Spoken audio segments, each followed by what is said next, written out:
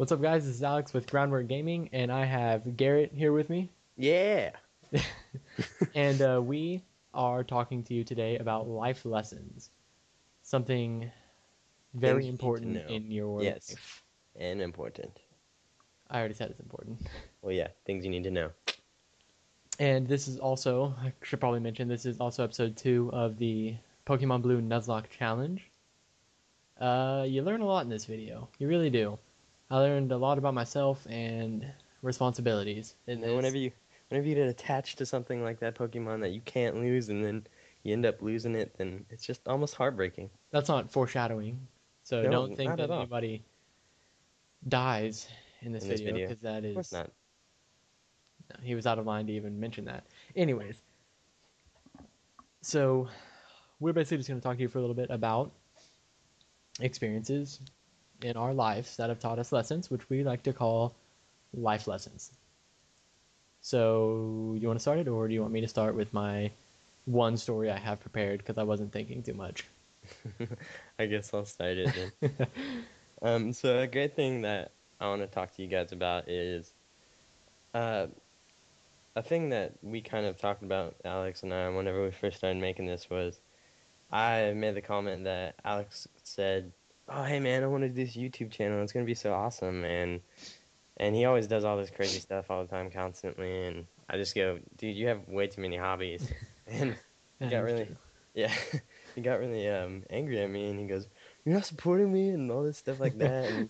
And it almost sounded like I was his parent or something, because there's always that moment you get whenever you walk into your mom, "Mom, I want to do this," and they're just like, "You can't do that, that's not right." And but yeah, what I want to talk to you guys about is if you make a decision, dive into action, just play off that decision constantly and don't look back. It's definitely an awesome decision to do that because whenever you do something that you think is going to take you somewhere and you know that you're not going to look back, then it's going to take you somewhere that you never thought that you were going to be. Whenever I was younger, I decided to be uh, courageous, I guess, and tell my parents that I no longer wanted to play football. And yeah, they were kind of diehard football. Yeah, you have to learn football and learn the lessons of life in football Did and you all sleep that with your stuff. football at night? Yeah, kind of Did you eat sometimes. football for breakfast? I ate football for breakfast Did you and shower lunch with your and football? dinner. Every day, every day. How do you know this, kids? Are you watching me in the shower? You better not be. Well, But anyways, I decided to say, you know what? It's awesome and I'm really good at football and all, but I've been playing it forever and it's not my thing. And so eventually I just made them accept that. And you can't put me out on a field and say, okay, go hit people. You know, I can choose to either go hit people or just stand there. It's your well, choice. yeah. I mean, But you can either I, choose to go play or, be that kid that just stands there and yeah, yeah. exactly. Well, I wasn't that kid, but eventually I decided that it was either going to be they let me quit or I was going to be that kid. And so I decided that's what I was going to do, and I did it, and they tried to talk me out of it constantly over and over again, asked me every year after that. But then they realized that I actually had some artistic talent, and now Wait, wait, that wait. Autistic or artistic talent? artistic, but they realized that I actually have some artistic talent, and I just ran with it, and now I actually am a freelance graphic designer, and I love doing it every single second of it, and it's definitely a career that I want to pursue later on in life. And if I wouldn't have done that one simple thing, my grades wouldn't have gone up, my artisticness wouldn't have gone up, and just doors wouldn't have opened that normally would have. And that's definitely taught me to once I make a decision, probably I should really stick to it and see where it takes me. Yeah, that's one of those things where you you have to let yourself fly, you know? Yeah, You have to spread your little tiny baby wings and have mama push you out of the nest and see where that takes you. And yeah, sometimes you have to be your own mother and push yourself out of the nest. I don't know if that really makes sense. yeah, it totally makes sense because that's what I had to do. You have to take a leap of faith. I learned a life lesson today, and it really ties in with, well, I guess a lot of things that have gone wrong in my life. I learned today in a big way I should not procrastinate as much as I do. Ooh. Because as you, Garrett Baker, know, my car, the alternator went bad and it died, and I coasted it into the country club parking lot. Yeah. Well, that was before Christmas, and today at work, my boss says, "Why don't you take the work truck, go up there, pull the battery out. We'll put it on the charger here at work, and we'll charge it up enough for it to.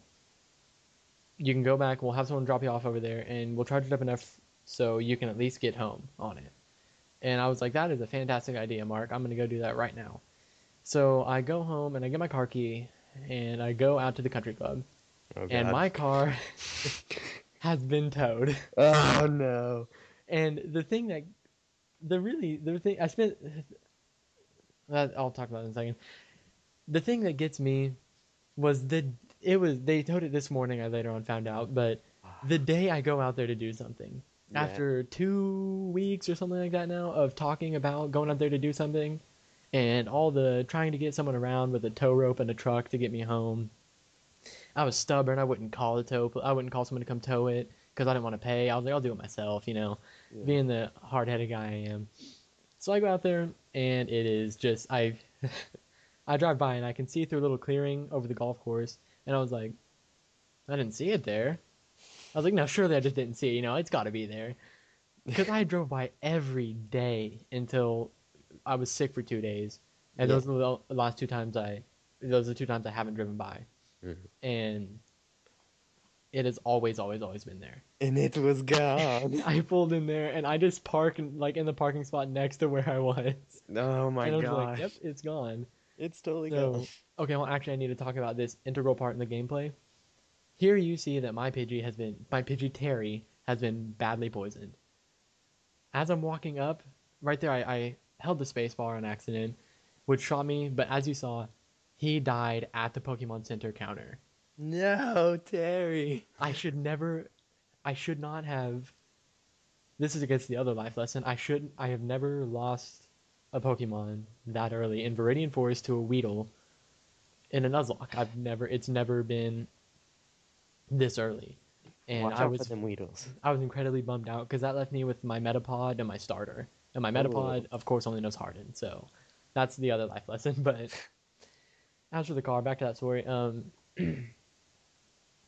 I go up to the country club doors, and they are locked for whatever reason. They're open, but they're locked.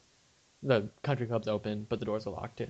I didn't want it to sound like the doors are open, but they're locked because that would be Yeah. stupid.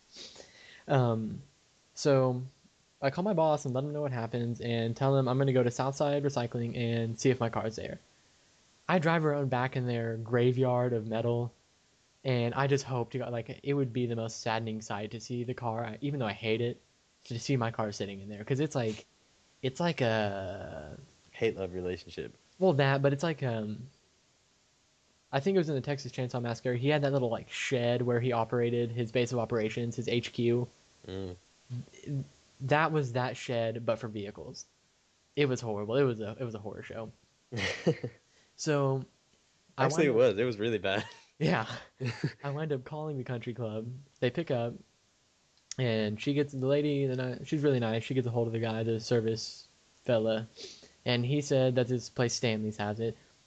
So I spend an hour and a half trying to get it out of there. I have to run home and get the title. I have to do all this stuff. So, moral of the story: hour and a half and $140 later, I get my car back that doesn't run, and so I went and put on my battery on the charger. I pulled it out of there, put it on the charger, and it was dark when I got off work, and I had enough battery to limp it home without headlights. Oh God. And that's my story on procrastination and why you should not do it, Oh, especially if your car is broken down in the country club parking lot. another good thing about procrastination and your car at the same time. I remember you always referring to your car as, oh, this is gonna be a masterpiece. Don't worry about it. Hey, I'm gonna hey. sand it down and I'm gonna paint it. All right. And Well, fortunately, we're running out of time before we get into that story.